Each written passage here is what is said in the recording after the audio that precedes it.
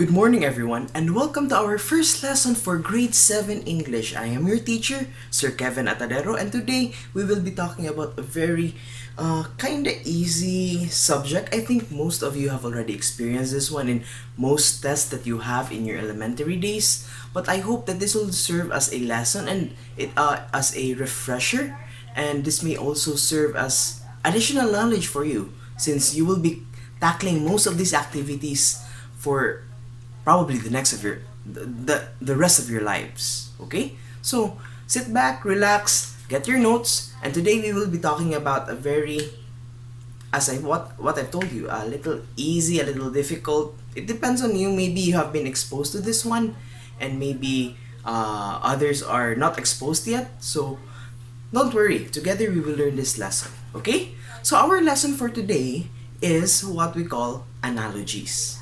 Okay, Sir Kevin, what is analogies? Now, let me give you an example. You know, when naay test, if naay test, naay ingon ani nga exam ay a dog, naay dog, then naay colon, then cat, and then two sets of colons, and then another set of words, and then naay blank. But those are what we call analogies. And analogy is a term meaning word relationships. You can come to think of it as a word puzzle. Two sets of word puzzle that you have to form together. Like for example, there's another a puzzle here that you have to connect to another puzzle here, and that is what they call a one set. And now you have another set of puzzles that you are going to solve. So we have another puzzle here, and then you're going to add another puzzle here. But these two are kind of connected. These are the relationships. Now, let's go. Analogies always contains two pairs of words. So always remember that analogies always has two pairs of words. As what I've told you ganiha, naay pair diri, naapoy pair diri. Now, solving analogies helps you develop critical thinking skills. Now, how? How can I develop this critical thinking skills, Sir Kevin? Now, in order to answer that question, or in order to answer any analogy that you have, you need to form a logical relationship between the two puzzles. Sir Kevin, nawala na ako kasabot. Okay, here you go.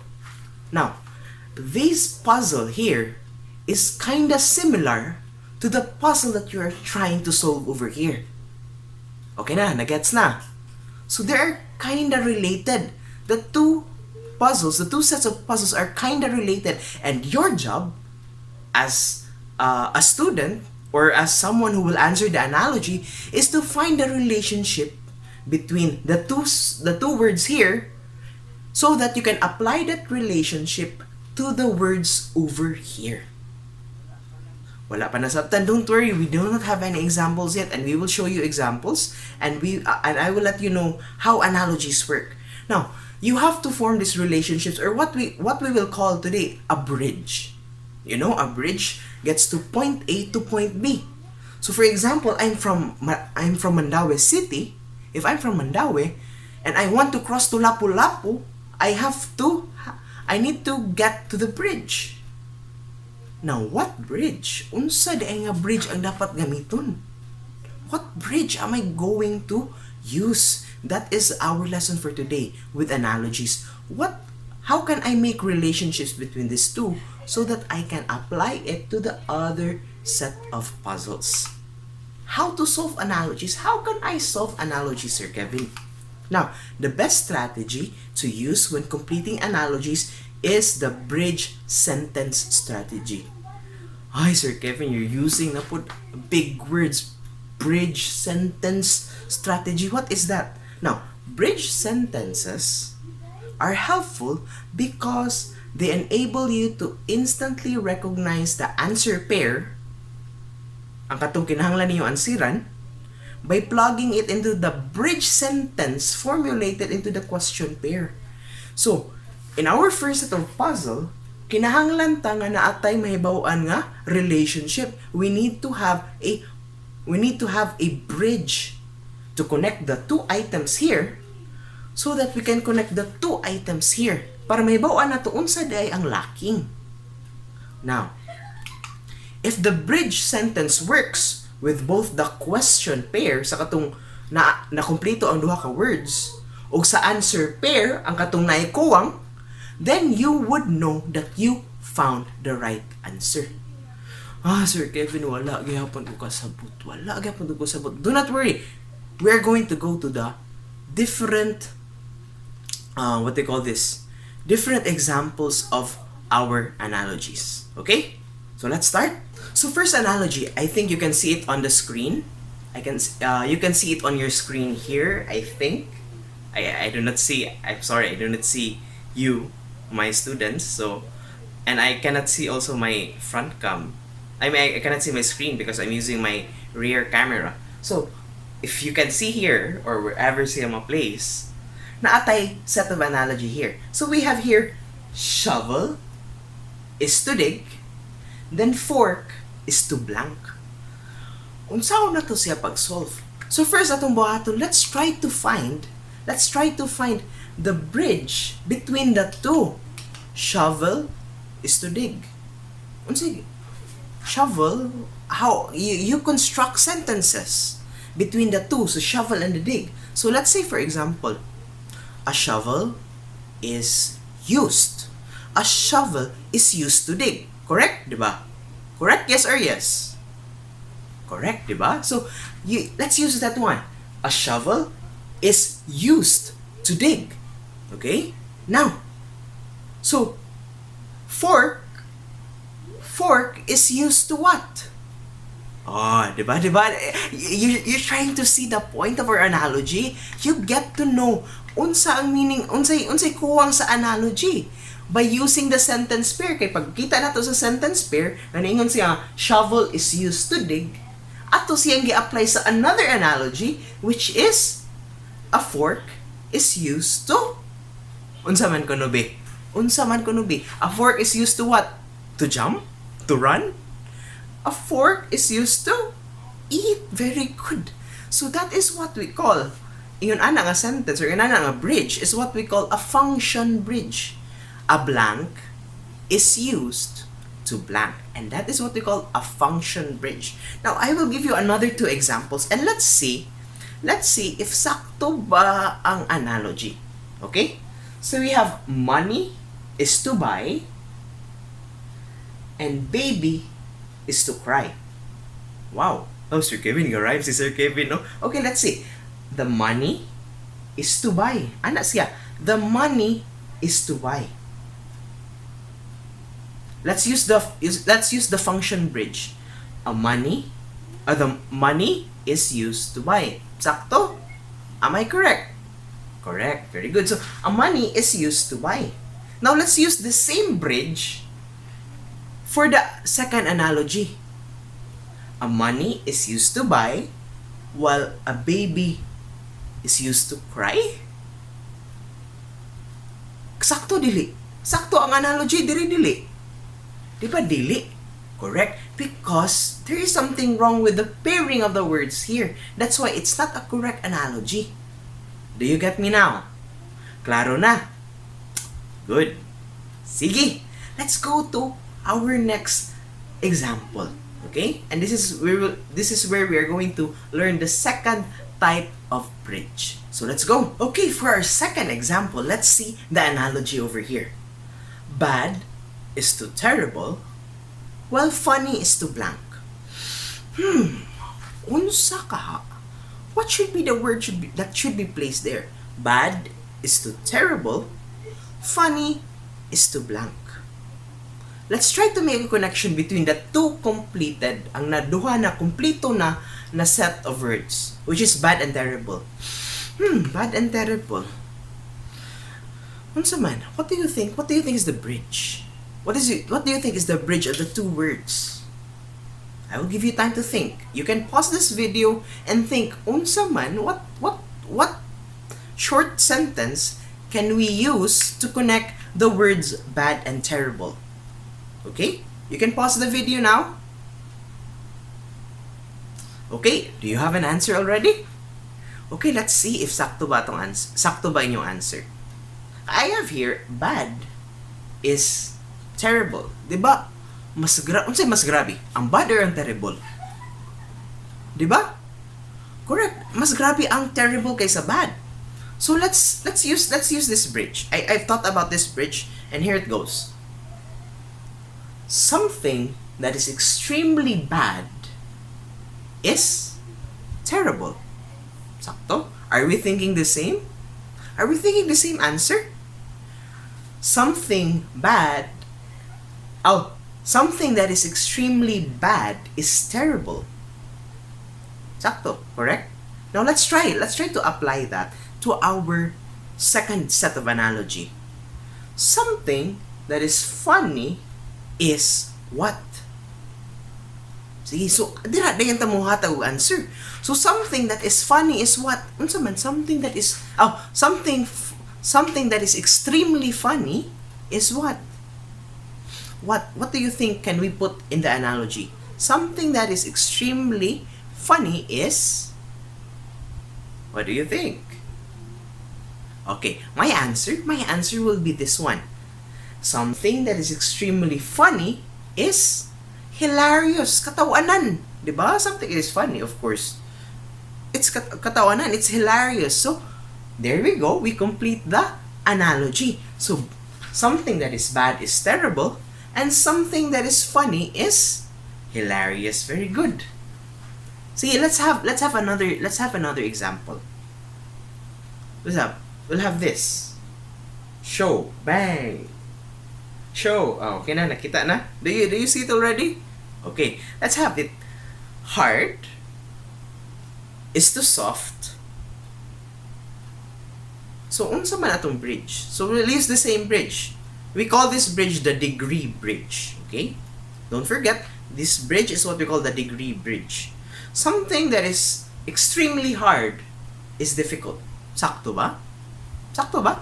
Something that is extremely hard is difficult. Correct, di ba?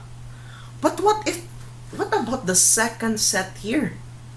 Something that is extremely hot is cold? Sakto ba siya? Sakto ba ang analogy? Dili, di ba? So there is something wrong with the analogy. So dili siya pwede, it's not a good analogy. Okay, so maybe we can try something that is hot is what? Init, di ba? Mainom mo ka ng chocolate drink, or mainom mo coffee, or mainom mo tea. It's hot, di ba? But unsa may mas grabe sa hot? Sige, unsay mas grabe sa hot? Ang mas grabe sa hot is boiling. Very good. So we have here, dapat unta instead of cold ang gibutang diri is we have hot.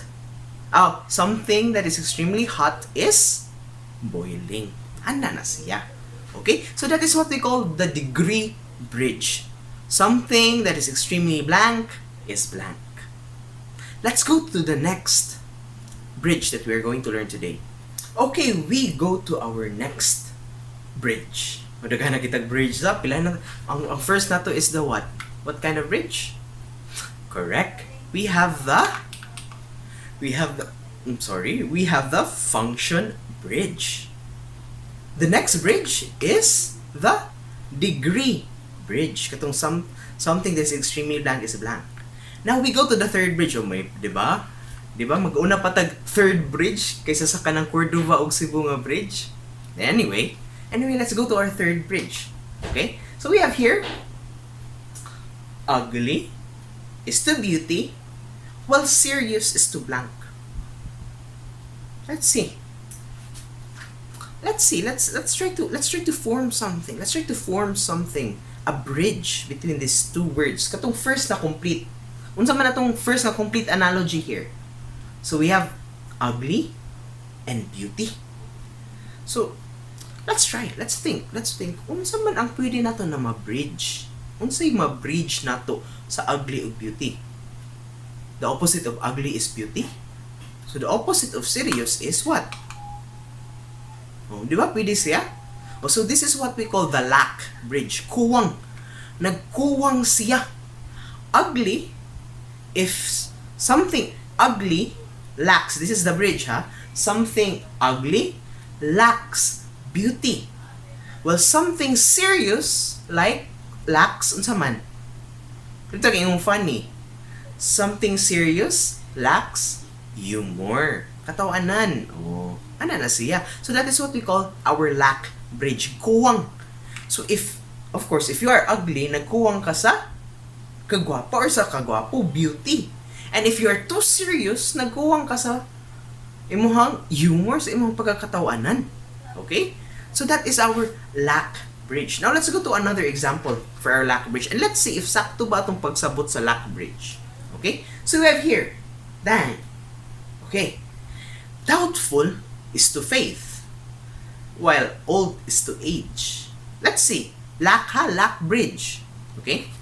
Something doubtful lacks faith. Sakto. Correct? Now, let's go to something old lacks age. Is it making sense to you? Something old lacks faith? There's something wrong, diba? If an old man, and the old man does not lack age because he has a lot of age. But what does an old man lack? Old. An old, let's say for example, old man. Let's just say for example, an old man. Man na siya.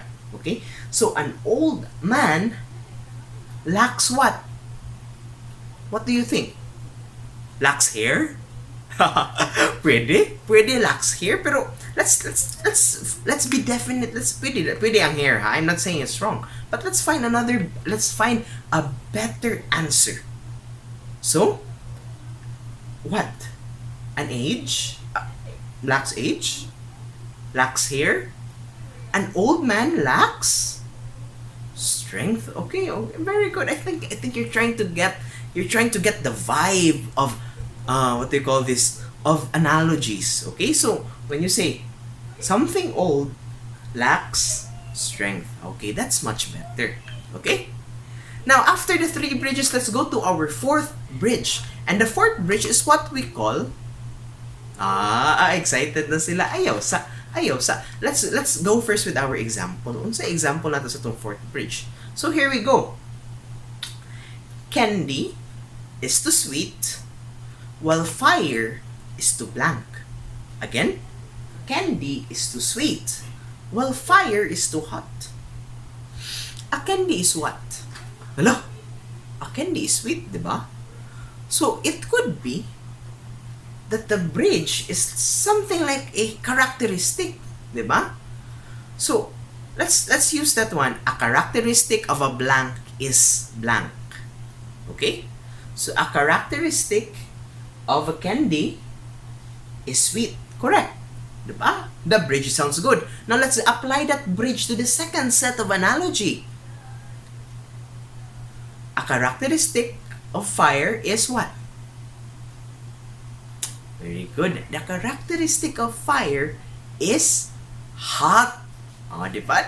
You're very good. You're trying to get the vibe good of analogies. Okay? So that is what we call the characteristic bridge. You're using the characteristic to connect the two sets of analogy. Ano na siya? Now let's go. Let's have another example, and let's see if we can use the characteristic bridge properly. Okay? Let's say here, a man is strong. A characteristic of a man is strong. Sakto. But not all men, diba? Not all men are strong. But anyway, a characteristic of man is strong.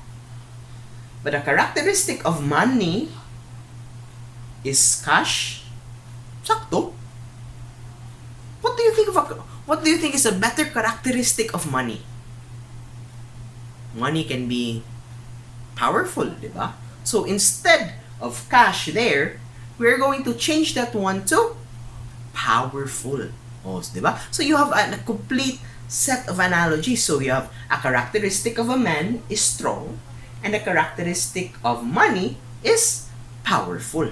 And that is what we call the characteristic bridge. Now, let's go to our next bridge. Go. Okay, Sige. Una na siya. Na siya? Have you seen the example here already? Okay, let's go. So, boy is to man, while lamb is to blank. Unsa ka ha? Unsa ka ha? What do you think? What do you think can we use as a bridge between the boy and the man? Di ba a boy is under a man? So by definition, a boy is a man. Am I right? Di ba? So, let's use that bridge. By definition, a blank is a blank. Okay? So, by definition, a boy is to man. Is a man. While a lamb is a what? A lamb is a what? A lamb is a... What is a lamb? Mary had a little lamb. A lamb is a what? A lamb is a sheep. Good. So that is what we call the definition bridge. And here comes the bridge. This is the bridge. By definition, a blank is a blank. Okay? So, at least kabalo na mo saan pag-form sa mga analogies. Find the bridge and then use the bridge on the first set of analogies to the second set of analogies. So we have here another analogy. I hope you are seeing it right now. So we have here, a pond is to lake, while plant is to flower. Let's investigate. Let's use the bridge, the definition bridge. By definition, a blank is a blank. So by definition, a pond is a lake. Correct? Diba? But by definition, a plant is a flower. Not all plants are flowers, diba? So there is something wrong.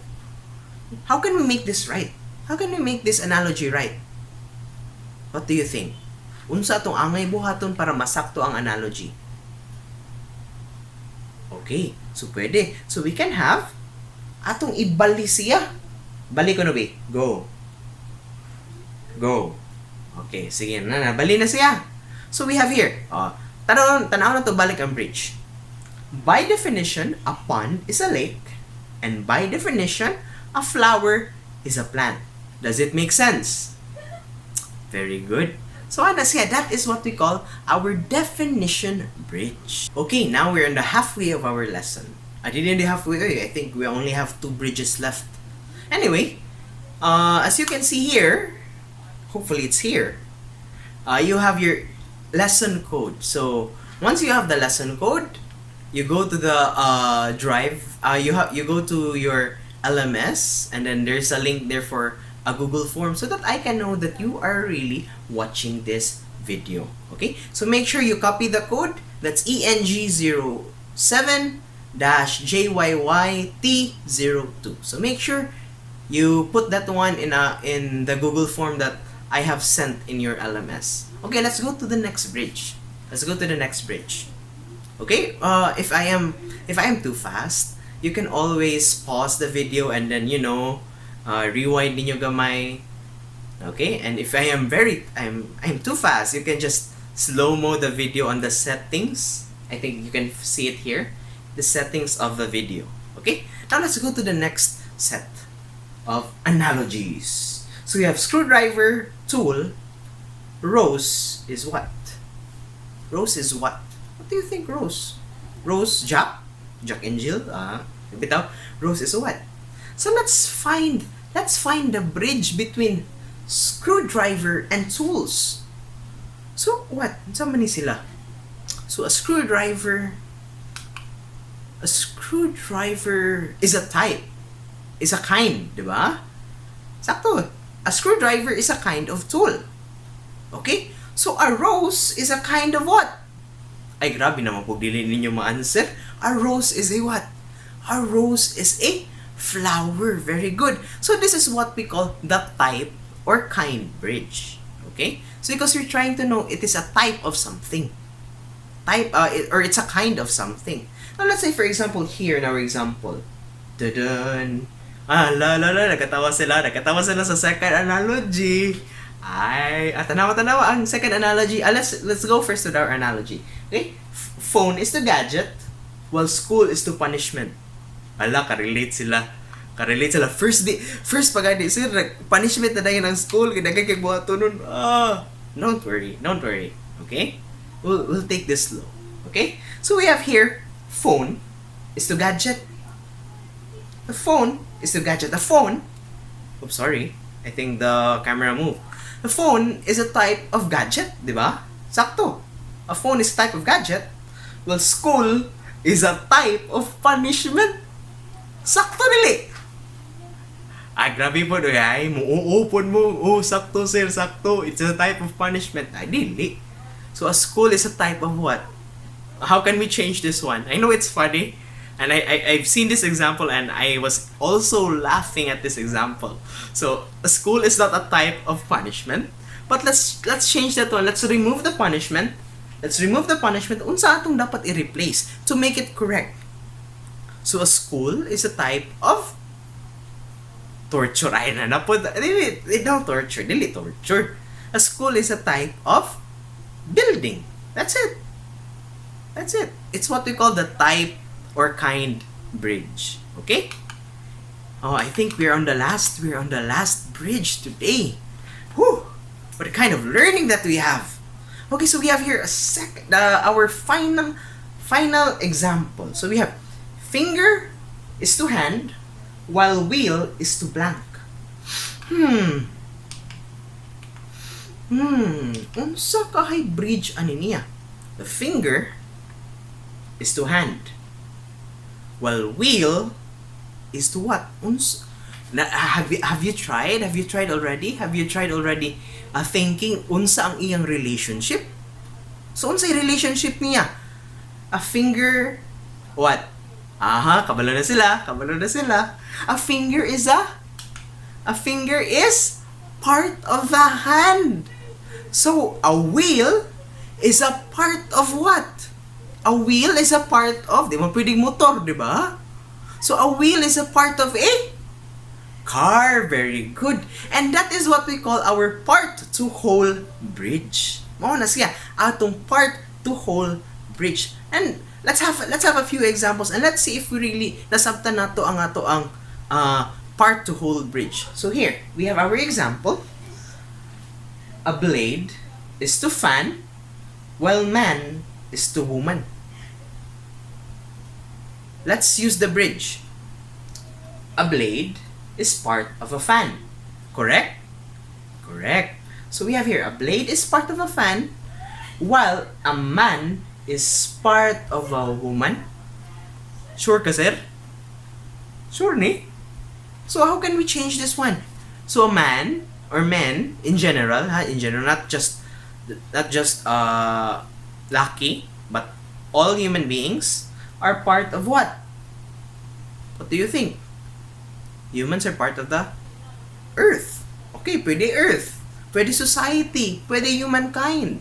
So, yun na nato paggamit ang bridges. And again, children, let us be reminded that analogies are just word relationships, okay?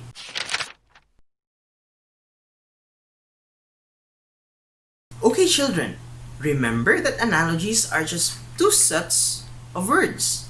And then, you're going to find the bridge or the relationship between these two sets of words so that you can find the lacking word on the other set of analogy. And we learned about 7 types of analogies. So let's go again. Let's have a review. The first one is the function bridge. Okay? So function bridge, we use the words a blank is used to blank. Okay? Next is our degree bridge. Our degree bridge uses the sentences something that is extremely blank is blank. Thirdly is our lack bridge. Nay nagkuwang something blank lacks blank. Our next bridge is characteristic bridge. It's a characteristic of something, and our sentence here is a characteristic of blank is blank. Our next one is a definition bridge.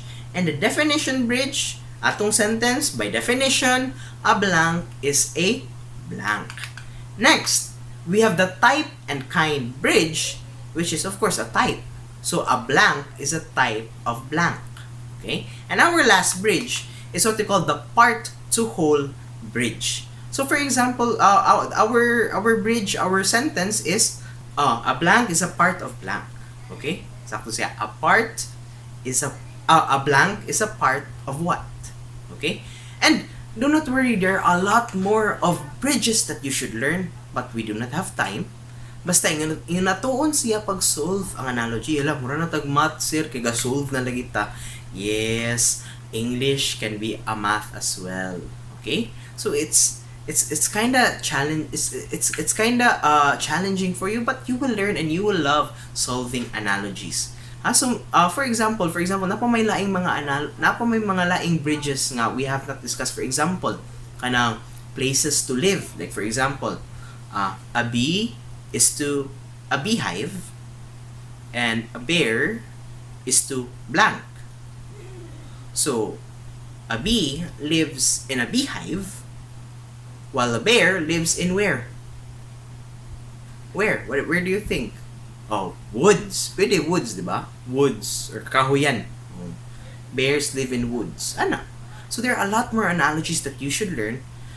Basta the technique in finding the missing word in the analogy is to find first again the bridge between the two sentences, the two words here, and then use that bridge to connect or to find the missing word over here. And I hope you have learned something. Make sure you answer all our activities in our LMS and also our quiz. There will be activities, there will be exercises that will be ungraded. Again, as what I've told you in the orientation, ungraded, dili nato siya graduhan. That's just for you to exercise your skill in finding the analogies. And finally, we have our quiz, which is the graded quiz. Okay, so make sure you sharpen your skills in our exercises before you go to your quiz. Thank you everyone for listening. I hope you're doing well. Stay safe. God bless you.